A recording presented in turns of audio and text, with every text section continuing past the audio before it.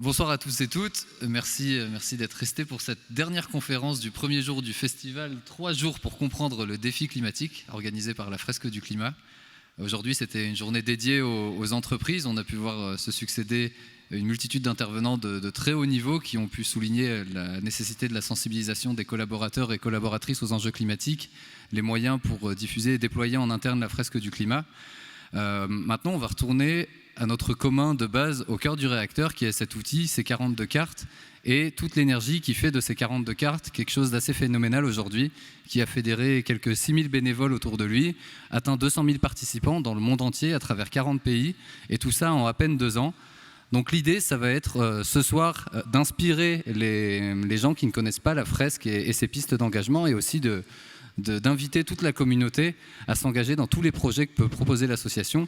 Je vous avoue que je suis assez ému parce que depuis ce matin, on se retrouve tous, on découvre pas mal de visages pour de vrai, alors que ça fait des mois qu'on travaille ensemble, qu'on a quand même accompli des super belles choses ces derniers mois et qu'il y a cette espèce d'euphorie qui entoure un petit peu tout le monde aujourd'hui à la Cité Fertile à Pantin, puisque c'est la première fois que la communauté de la Fresque du Climat se retrouve depuis presque le premier confinement. Donc on a 4 super bénévoles ici qui ont donné énormément de leur énergie depuis le début de l'aventure. Je les laisse se présenter très rapidement en quelques mots, prénom, d'où est-ce que vous venez et quel est votre métier. On reviendra plus tard sur vos parcours. François, je te laisse la parole. Alors bonjour à tous et à toutes. Donc moi c'est François Membré, j'ai 25 ans. J'ai découvert la fresque en août dernier, donc ça fait à peu près 8 mois. Je suis actuellement formateur de la fresque et depuis peu je travaille du coup au sein de l'équipe de la Fresque du Climat en tant que pilote du programme de la rentrée climat et je viens du Nord. Voilà.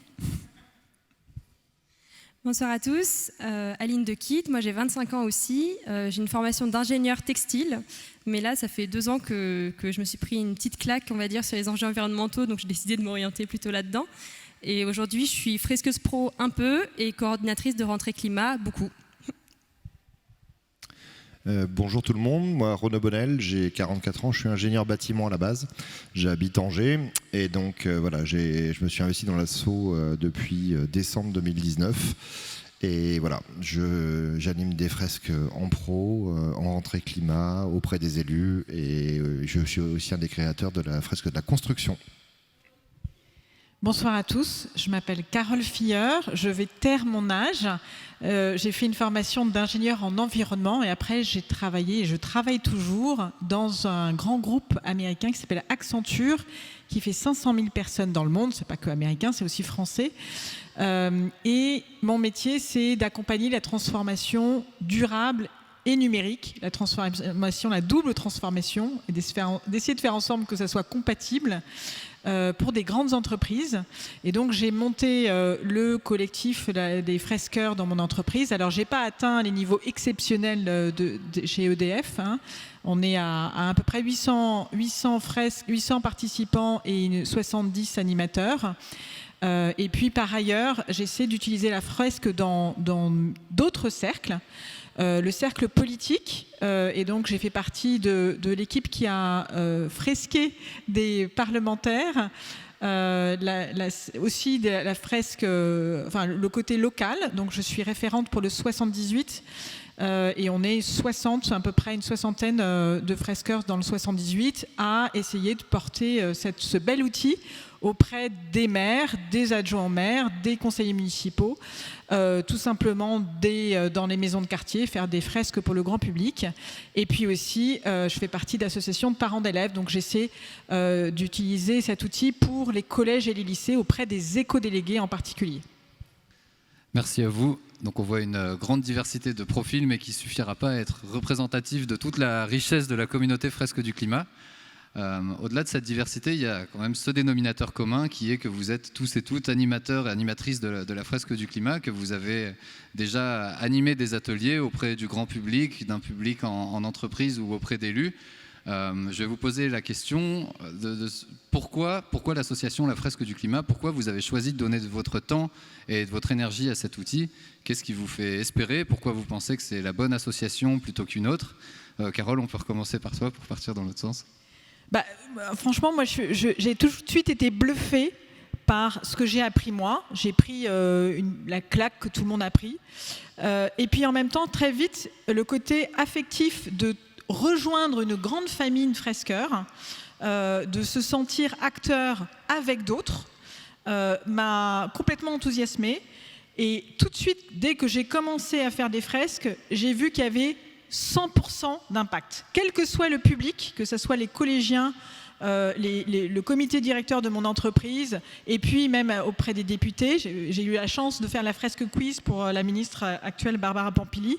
À chaque fois, 100%, il y a un impact, et ça c'est bluffant, et je ne m'en lasse pas.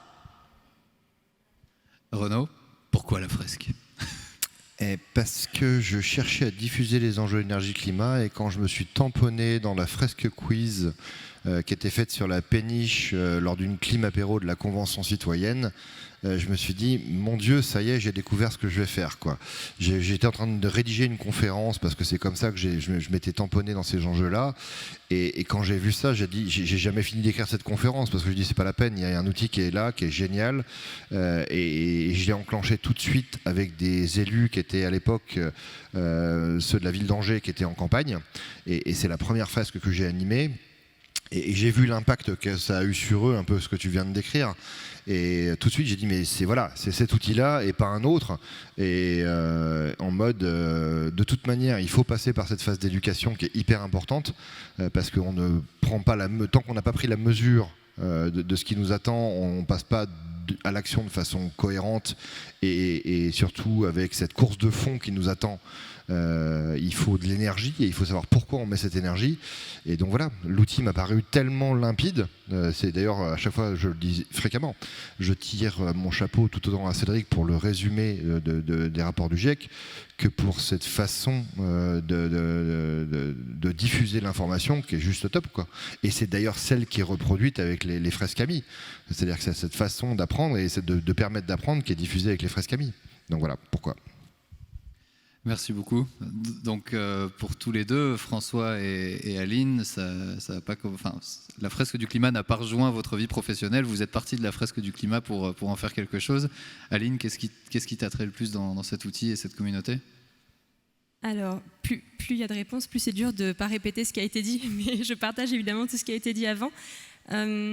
Moi, c'est parti du constat que ce qui m'a fait peur quand j'ai pris cette claque, cette prise de conscience sur les enjeux environnementaux, c'était pas tant les enjeux eux-mêmes, c'était le fait que je pensais savoir, que je pensais tout savoir, et je me suis dit, mais si moi, je pensais savoir, je sors d'école d'ingénieur, c'est probablement le cas de beaucoup d'autres gens autour de moi et dans le monde.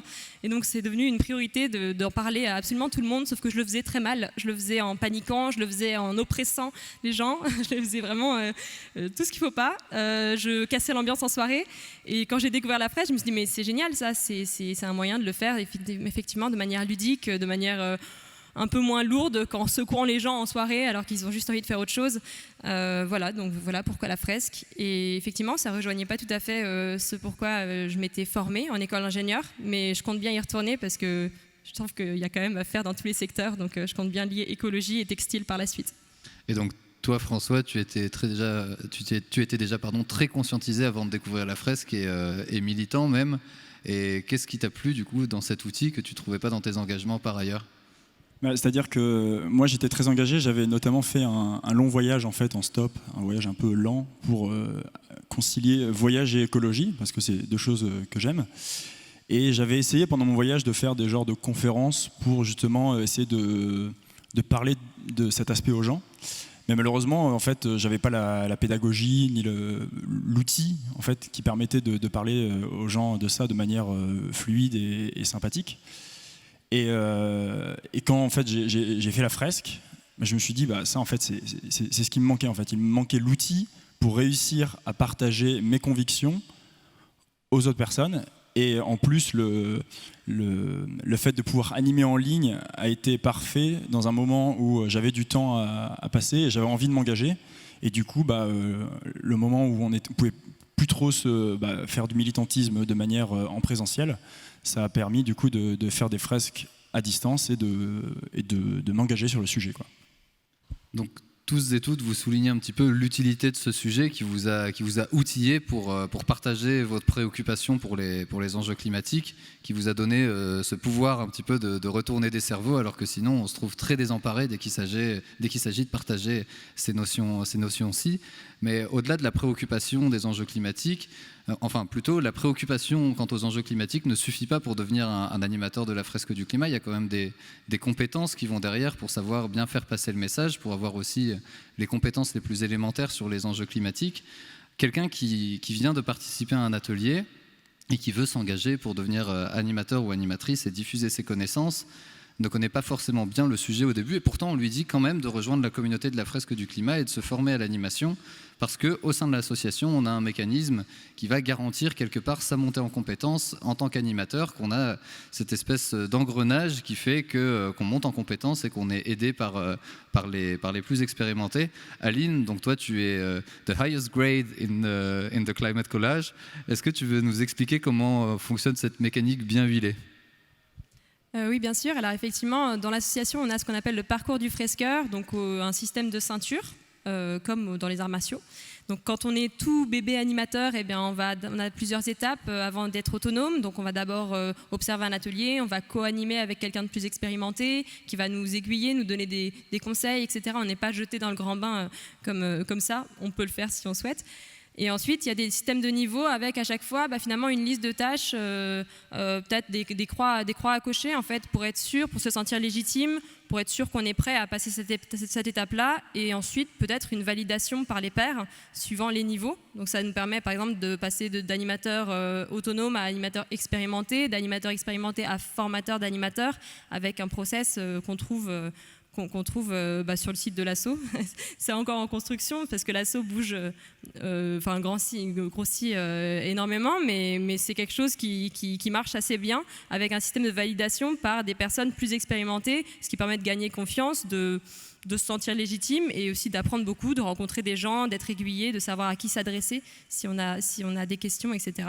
Voilà. Donc c'est vraiment comme un jeu, on a un parcours qui est jalonné d'étapes et petit à petit on progresse et on te présente l'étape suivante pour que tu ailles au-delà et que tu montes en compétences. Il n'y a pas besoin cependant d'être un expert ou une experte du climat pour s'investir pleinement dans l'association, parce qu'on a besoin de tout un tas d'autres compétences qui gravitent autour de ces ateliers et un tas d'autres activités aussi qui permettent à la fresque du climat d'exister, notamment dans les territoires. On a un fonctionnement très décentralisé avec des antennes qui animent des communautés locales. Carole, toi tu es référente locale, est-ce que tu peux nous expliciter un petit peu ce rôle ?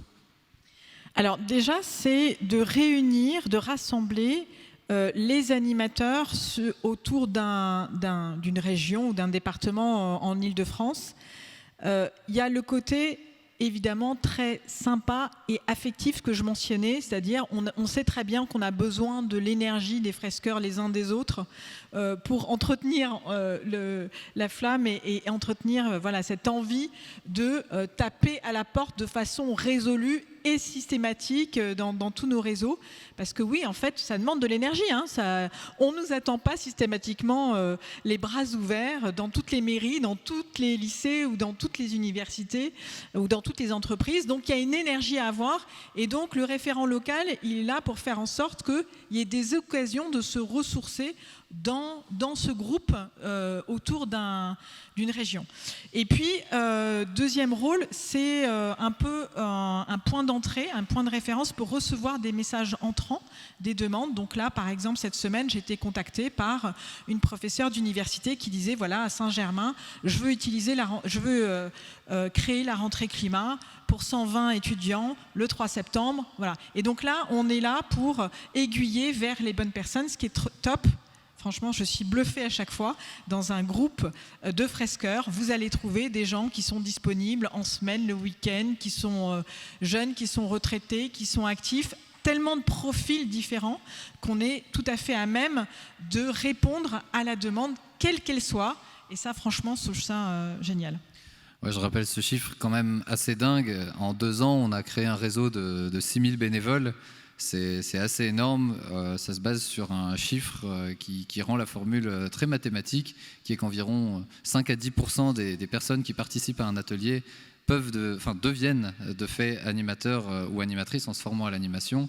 Et si certains nous suivent en ligne et en live, s'il y a des gens qui ne sont pas encore formés à l'animation ici dans la salle, je vous invite vraiment à le faire parce qu'on vous accueillera à bras ouverts et on vous accompagnera pour vous mettre en confiance et que vous puissiez monter en compétences.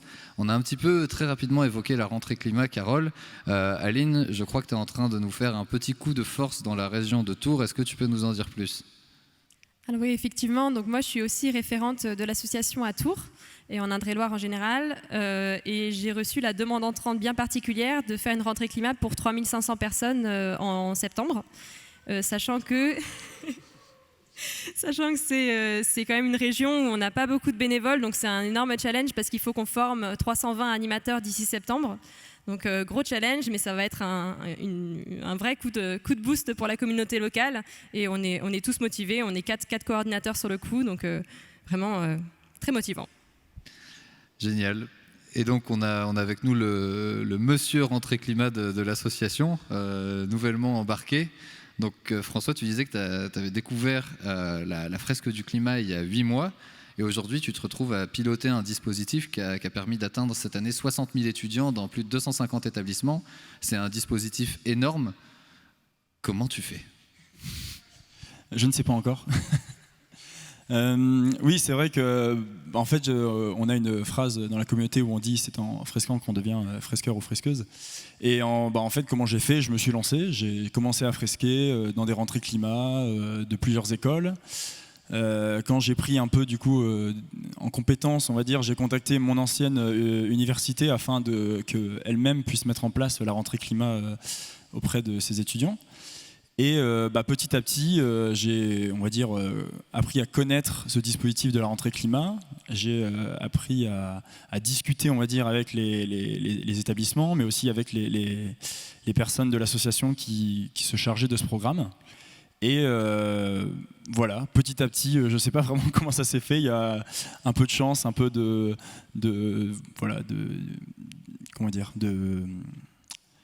discours avec les personnes et pour réussir derrière à ce qu'on me propose du coup de reprendre ce programme de la rentrée climat il y a quelques mois de ça. Et donc, est-ce que tu peux expliciter un petit peu le fonctionnement de la rentrée climat ? Qui est-ce qui est mobilisé ? Dans quelle mesure ces personnes sont indemnisées ou non ? Je te laisse la parole. Alors le programme de la rentrée climat, en effet, c'est le principe de faire des fresques du climat aux étudiants et aux étudiantes. Alors à la différence près que on n'est pas là l'association n'est pas là pour faire de la prestation, c'est pas dire on va pas venir faire une fresque du climat et s'en aller. Nous, on a vraiment envie d'intégrer ces enjeux dans les établissements. Donc c'est-à-dire qu'on va essayer de former des équipes en interne, donc que ce soit des enseignants, des personnels de direction, des personnels administratifs, des alumni, etc. pour que derrière les établissements prennent en main ces enjeux et les mettent dans un socle commun pour derrière le diffuser à leurs étudiants et puis après aller plus loin sur ces enjeux environnementaux. Et donc la rentrée climat, ça a été aussi un accélérateur formidable pour tout un tas de fresqueurs qui ont trouvé par ce projet le moyen de s'engager dans une activité rémunératrice et formatrice qui est d'animer des ateliers avec un statut d'auto-entrepreneur. Donc c'est une spécificité de la licence d'utilisation du jeu qui fait que n'importe qui peut l'utiliser dans un cadre commercial également. Ça a été voulu pour atteindre aussi le monde de l'entreprise qui est considéré comme essentiel car les entreprises sont des acteurs incontournables du changement, mais c'est aussi à travers ce vecteur-là qu'on va réussir à dépasser le cercle des convaincus. Donc Renaud, toi tu es un fresqueur pro aguerri et tu mobilises la fresque du climat dans ta vie professionnelle. Est-ce que tu peux nous expliquer comment et pourquoi et éventuellement, est-ce que tu as un appel à faire à des gens qui se sentiraient de monter en compétence pour s'approprier cet outil ? Comment et pourquoi pourquoi ? Parce que c'est la même réponse qu'à la question précédente, c'est que l'outil est juste génial. Qu'on le fasse en rentrée climat, qu'on le fasse dans le cadre du mandat du climat, qu'on le fasse en tant que bénévole, qu'on le fasse dans une entreprise, c'est la même pertinence de l'outil. Et il est hyper percutant. Et donc il se prête très très bien aussi à amener ces sujets-là et ces enjeux-là en discussion dans les entreprises. Ça a été évoqué dans les tables rondes précédentes. Franchir le cap pour se dire je vais me servir de cet outil-là pour aller discuter du sujet climat dans les entreprises, c'est pas évident et l'outil permet ça vraiment. Et du coup, c'est pas forcément facile de faire ses premières fresques en mode professionnel. Moi, j'ai démarré en mode en ligne et en mode quiz. Donc, en plus, ça, c'était des animations très très courtes de 30-40 minutes. Et puis, petit à petit, on en fait des complètes, des plus longues. Et puis, on prend aussi de l'assurance dans les animations. Quand on dit animer une fresque du climat ou faciliter une fresque du climat, ça demande beaucoup d'énergie pour emmener les gens sur ces sujets-là. On peut spoiler la fin de l'atelier en leur disant la conclusion elle n'est pas fun, on vous dit tout de suite. Mais pour autant, il faut que vous preniez ce temps de compréhension systémique parce que dans votre quotidien, vous pouvez faire des choses à titre personnel, mais vous pouvez aussi faire des choses dans vos entreprises. Et c'est important qu'on soit aligné parce qu'en fait, on a toutes ces vies qui sont mélangées, nos vies pro, nos vies perso, c'est les mêmes vies. Donc quand on a compris ces enjeux-là et qu'on a un désalignement fort dans l'entreprise, c'est compliqué. Donc vraiment, l'intérêt d'arriver avec ces clés d'entrée dans les entreprises, elle est hyper forte et je l'ai vu assez rapidement et donc j'ai dit voilà, comment grâce à cet outil on peut finalement discuter de ces sujets-là aussi en entreprise et en faire des sujets de challenge pour rédiger des visions stratégiques un peu différentes que celles qu'on a l'habitude de faire sur les sujets RSE plus classiquement. Et je tiens à souligner que cet engagement professionnel, il se passe aussi au sein de l'association, puisque en tant que fresqueur pro, pour prendre ton exemple, tu es aussi très impliqué dans la vie de l'association pour aider la montée en compétences justement avec ce statut d'instructeur, en formant énormément de nouveaux animateurs et de nouvelles animatrices pour les aider à monter en compétences et à partager ton expérience. Donc merci beaucoup pour ça, Renaud. Pour moi, c'est complètement concomitant, c'est-à-dire que ça fait partie d'un tout. Le modèle de fonctionnement de cette association est juste génial. C'est-à-dire que le modèle intrinsèque de se dire c'est une partie des fresques pro et des fresqueurs pro qui vont reverser des droits d'utilisation, voire des droits d'apport d'affaires sur un modèle qui va permettre de faire grandir l'association et de diffuser beaucoup plus largement et beaucoup plus vite ces enjeux-là, c'est juste aussi génial comme modèle et c'est ça qui fait la richesse et la force de cette association. Donc ne pas s'engager pour cette association, c'est pas possible, quoi. Une fois qu'on a découvert comment elle fonctionne, qu'on a découvert la richesse des gens qui y sont, on ne peut pas faire autrement. On ne peut pas faire autrement. Merci beaucoup. Et donc, il y a ces fresqueurs pro qui arrivent et qui proposent une offre aux entreprises et qui sont quelque part les ambassadeurs de la fresque. Mais il y a aussi un petit rôle un peu plus pernicieux et d'insider que les fresqueurs aiment bien endosser dans les entreprises. C'est se faire depuis l'intérieur de leur propre entreprise le cœur battant de la diffusion de la fresque du climat. Et quand on a 6000 bénévoles, c'est potentiellement peut-être des milliers également d'entreprises dans lesquelles on peut rayonner. Ça a été ton cas, Carole. Est-ce que tu peux nous raconter ta démarche? Franchement, c'est dans mes activités de fresqueuse, c'est un des deux sujets qui m'a apporté le plus de satisfaction. Donc moi, je fais partie d'une entreprise, encore une fois, 500 000 personnes dans 60 pays dans le monde. Et de voir que petit à petit, on a commencé par, et avec l'aide de Frédéric Julie, donc avec l'aide d'un fresqueur pro, on a commencé à animer des premières fresques. Et très vite, on s'est dit, tiens, en fait, ça, c'est un sujet qu'on va mettre sur la table du comité direction. Et très vite, on a embarqué les RH et l'équipe formation, on a mis ça au catalogue de formation et on s'est dit, on monte l'équipe de formateurs.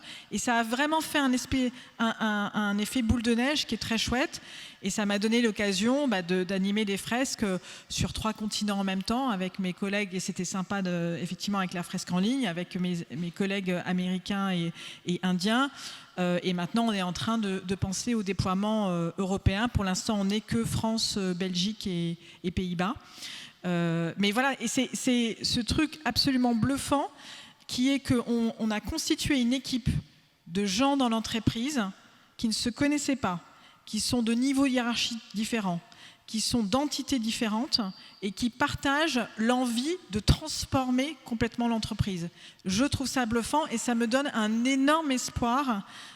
Si chacun d'entre nous, en fait, on se dit, tiens, on va le faire dans notre cercle amical, local, dans notre cercle professionnel, on va parler à chaque fois qu'on fait une fresque, vraiment inciter à ouvrir les portes de l'entreprise. Il y a un effet boule de neige qui me donne beaucoup d'espoir et qui m'a énormément fait plaisir, qui continue à me faire plaisir dans mon entreprise.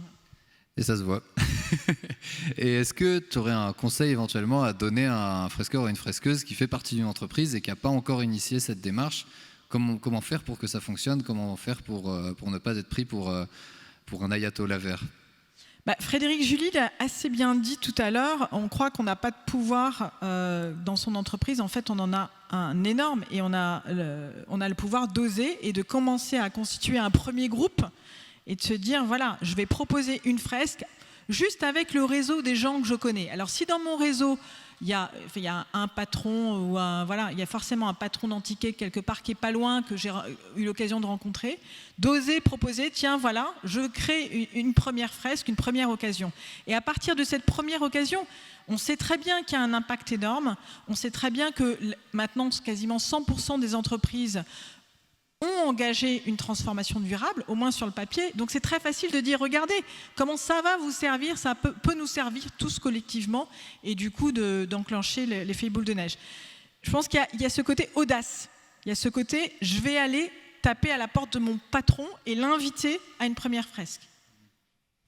Et ce que ton exemple nous dit, c'est un petit peu la capacité de rayonnement de la fresque à travers tous ces bénévoles qui ont chacun leur propre réseau, chacun leur propre porte auquel aller toquer pour mettre en avant la fresque auprès de contacts stratégiques. Et tu en as eu d'autres. Tu as été un petit peu notre cheval de Troie, Carole, dans le cadre de l'initiative qu'on a menée avec les parlementaires. Donc on s'est dit qu'on allait organiser des ateliers pour les députés dans le cadre des discussions autour de la loi climat. Et miracle, certains sont venus. On est tombé de haut quand on a un petit peu constaté le niveau de connaissance, mais ça nous a donné énormément d'espoir aussi parce qu'on a réalisé que ce n'étaient pas des personnages cyniques complètement déconnectés des réalités, mais simplement que comme tous les autres citoyens, il manquait un petit peu d'informations. Et heureusement qu'on était là pour leur faire une petite piqûre de rappel. Est-ce que tu peux nous expliquer comment tu as mobilisé ton réseau pour atteindre ces députés ? Oui, il se trouve que depuis la campagne municipale, moi j'ai décidé de m'engager localement de manière politique pour essayer de changer les choses. Et du coup, ça m'a fait rencontrer un monde que je connaissais vraiment pas et qui me faisait peur, la politique. Hein. Et j'ai découvert que, en fait, vous savez quoi, il y a des hommes et des femmes qui sont adjoints au maire, qui sont maires, qui sont députés et qui restent des hommes et des femmes à peu près avec les mêmes préoccupations que nous, qui ont des enfants, qui lisent les journaux et qui sont pas hermétiques, loin de là, par rapport à ce qui se passe. Et donc, une fois qu'on connaît de façon personnelle un maire, un député, en fait, qui commence à vous faire confiance, vous avez son oreille pour dire, voilà, je t'invite à un atelier, ça va faire quoi ? Je vais te servir sur un plateau les données scientifiques du GIEC. C'est pas un sujet politique, je vais pas essayer de te convaincre sur quoi que ce soit, je vais te servir sur un plateau les données scientifiques du GIEC, et je sais bien qu'on avait ensemble réfléchi avec toute l'équipe, le fresque parlementaire, de comment avoir le ton juste pour justement embarquer un maximum de responsables politiques, quelle que soit leur couleur politique, leur engagement. Et donc voilà, et franchement, ça restera un de mes meilleurs souvenirs sur la péniche, un jour de grand beau temps à côté de l'Assemblée nationale avec une vingtaine de députés et des collaborateurs. Et avec cet effet bluffant, on se disait, 100% des fresques sont impactantes et c'était un succès évidemment comme à chaque fois. Et je ne veux pas faire de prosélytisme, mais je sais que beaucoup d'associations nous ont un petit peu jalousés d'avoir su trouver le temps, d'avoir su trouver 3 heures dans l'agenda de parlementaires et de leurs attachés pour leur proposer une activité. Bon, alors, c'était 2 heures, hein, parce que au-delà de 2 heures, comité de direction et parlementaire, ça ne rentre pas. Hein. Donc je vous conseille d'essayer 2 heures. Mais chacun d'entre vous, allez voir votre député si vous ne l'avez pas encore fait. Ça marche, ça continue. On l'a fait récemment avec Natalia Pouziareff, une autre députée du 78, dans sa permanence parlementaire, en contactant son attaché parlementaire. Donc chacun d'entre vous, vous pouvez continuer l'aventure. Ouais. Et ce que tu dis me fait penser aussi à une dimension essentielle de la fresque qui est ce laboratoire d'idées et de projets à impact. Donc Donc il y a cette idée de duocratie qui anime la fresque, de si tu viens avec ton univers, tes compétences, tes réseaux, et que tu as une bonne idée, essaye-la, rassemble du monde autour de toi, et cette idée va monter en puissance et éventuellement pouvoir être répliquée. Éventuellement, d'autres membres de l'association vont pouvoir se l'approprier. Donc on avait un petit peu déclenché cette initiative avec les parlementaires il y a quelques mois. Aujourd'hui, on a plusieurs fresqueurs et fresqueuses qui sont en train de travailler sur tous les ingrédients pour pouvoir décentraliser au maximum cette initiative afin d'équiper les 6000 bénévoles de l'association du langage, des éléments de communication nécessaires pour pouvoir aller voir leurs députés et aussi d'instructions très claires qui les outillent et qui leur offrent un petit peu un outil clé en main pour proposer une fresque du climat qui soit impactante à leurs parlementaires. Donc je pense qu'on a encore des belles surprises à voir naître de ce côté-là, et je pense qu'on peut vraiment applaudir Carole pour son investissement avec les parlementaires, parce qu'elle a donné beaucoup de temps, et il y a autre chose qu'on oublie de souligner. Celui qui tient le bâton et qu'on continue à le tenir, c'est toi. Hein. Donc non, on peut à ce moment-là, si on applaudit... Et si vous lisez le projet de loi climat, vous pourrez lire les mots coécrits par Carole et Laure Joly, puisqu'un amendement proposé par la fresque du climat a été adopté mot pour mot et qui rend obligatoire désormais les enseignements liés à la transition dans les universités, ou en tout cas d'intégrer ces enseignements au plan régional de l'enseignement supérieur. Donc nouvelle salve d'applaudissements, s'il vous plaît. Ça, c'est vrai que ça avait un côté un peu enthousiasmant de se dire, le député, on rentre en discussion avec lui, on ouvre le capot de où est-ce que précisément dans la loi on pourrait intelligemment mettre un amendement pour qu'il y ait le côté un peu systématique de l'enseignement. Et voilà, j'ai découvert comment on faisait une loi, c'est assez marrant. Et on a encore du travail parce qu'on a réussi à le rendre obligatoire dans l'enseignement supérieur, mais ce n'est pas une question de jeunes, le climat, ça concerne définitivement tout le monde et plutôt les plus vieux en ce moment. Donc on va encore travailler et faire pression pour que la sensibilisation devienne systématique aussi dans le milieu professionnel. Voilà, on a un petit peu fait le tour de vos casquettes respectives. Donc on a une super mosaïque qui montre un petit peu toute l'énergie et tous les espoirs que vous placez dans ce projet. Ça suffira jamais à être représentatif de la diversité de la fresque du climat, mais c'était juste pour donner un petit goût à ceux et celles qui nous découvrent, et aussi pour rappeler à la communauté à quel point on est tous divers et à quel point les compétences de chacun et les univers, les réseaux de tout ce qui fait cette communauté sont très précieux. Rappeler aussi que sans l'énergie de toute cette communauté qui est phénoménale, eh bien, la fresque du climat ne serait pas rien. Peut-être que quelques personnes joueraient à la fresque du climat, mais en tout cas, on n'en serait pas à 200 000 participants, on n'en serait pas à 6 000 bénévoles, on n'en serait pas à 80 référents internationaux, on n'en serait pas à 25 traductions du jeu, on n'en serait pas à des groupes du CAC 40 qui jouent à la fresque du climat aujourd'hui, on n'en serait pas à la COP 26 en septembre. Tout ça en moins de 2 ans, c'est formidable, et c'est que le fait de l'énergie des gens qui animent cette communauté, et c'est un immense plaisir d'être tous ensemble aujourd'hui ici pour faire communiquer ensemble cette énergie, s'en redonner un petit peu, parce qu'on réalise qu'on est vraiment en train de créer un point de bascule avec la fresque du climat, ou en tout cas de construire la bascule qui va basculer et que ça va dépendre simplement de nous, en fait. Ça va juste dépendre de nous, de ce qu'on y met, donc allons-y. Faites du bruit!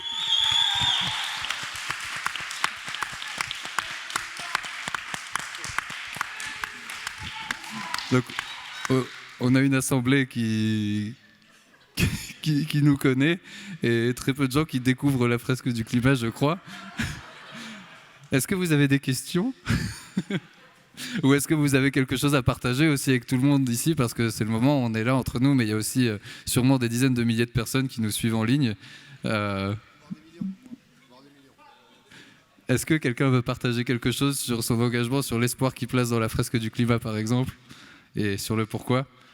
Sinon, on va pouvoir tous se retrouver dehors. Clément?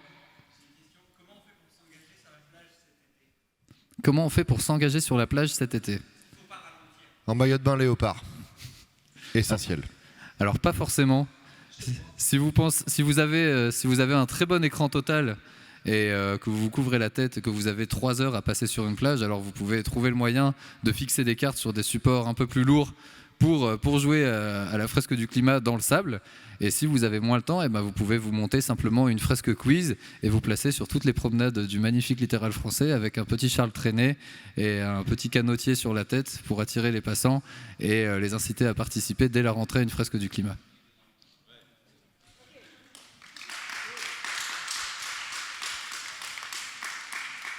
Merci à tous et toutes d'être venus. Merci François, Aline, Renaud et Carole. C'était un immense plaisir de vous retrouver ce soir.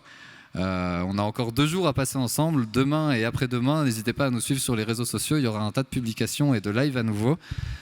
Donc merci, bonne soirée et à très vite ici ou autour d'une fresque.